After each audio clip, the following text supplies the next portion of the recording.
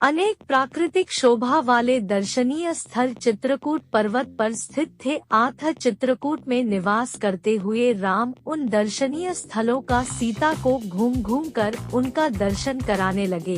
भांति भांति की बोली बोलने वाले पक्षियों, नयनाभिराम पर्वतमालाओं तथा उनकी शिखरों, विभिन्न प्रकार के फलों से लदे हुए वृक्षों को देखकर सीता अत्यंत प्रसन्न हुई।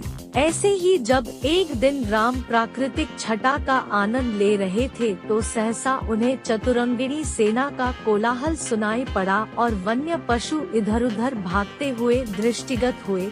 इस पर राम लक्ष्मण से बोले, हे सुमित्रानंदन, ऐसा प्रतीत होता है कि इस वन प्रदेश में वन्य पशुओं के आखेट हेतु किसी राजा या राजकुमार का आगमन हुआ है। हे वीर, तुम जाकर इसका पता लगाओ। लक्ष्मण तत्काल एक ऊंचे साल वृक्ष पर चढ़ गए और इधर उधर दृष्टि दौड़ाने लगे।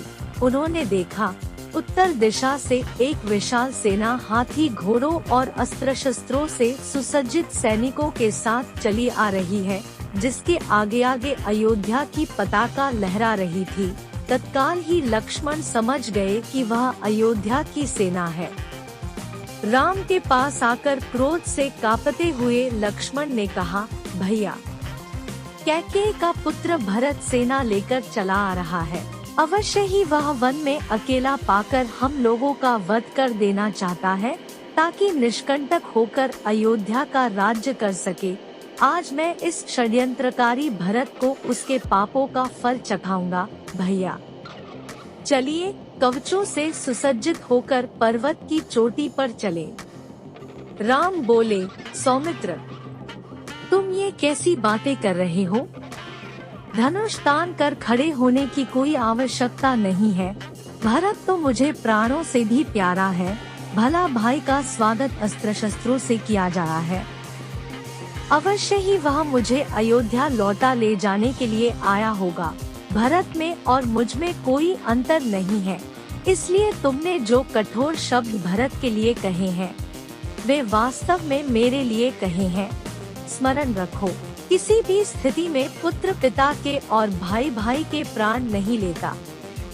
राम के भर्त्सना भरे शब्द सुनकर लक्ष्मण बोले, हे प्रभु, सेना में पिताजी का श्वेत छत्र के नहीं है। इसी कारण ही मुझे यह आशंका हुई थी। मुझे क्षमा करें। पर्वत के निकट अपनी सेना को छोड़कर भरत शत्रुघ्न राम की कुटिया की ओर चले। उन्होंने देखा, यज्ञवेदी के पास वृक्षाला पर जटाधारी राम वक्कल धारण किए बैठे हैं। वे दौड़कर रोते हुए राम के पास पहुँचे।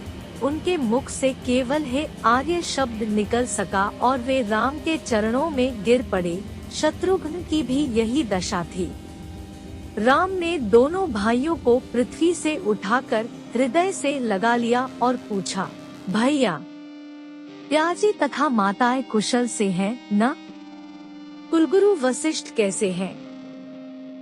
तुमने तस्वीरों जैसा वक्कल क्यों धारण कर रखा है?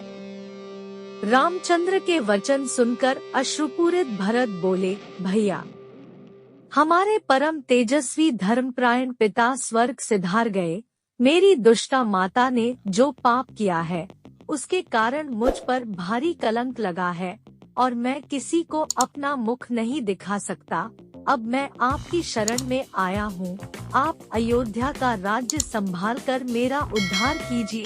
संपूर्ण मंत्रिमंडल, तीनों माताएं, गुरु वशिष्ठ आदि सब यही प्रार्थना लेकर आपके पास से आए हैं। मैं आपका छोटा भाई हूँ, पुत्र के समान हूँ।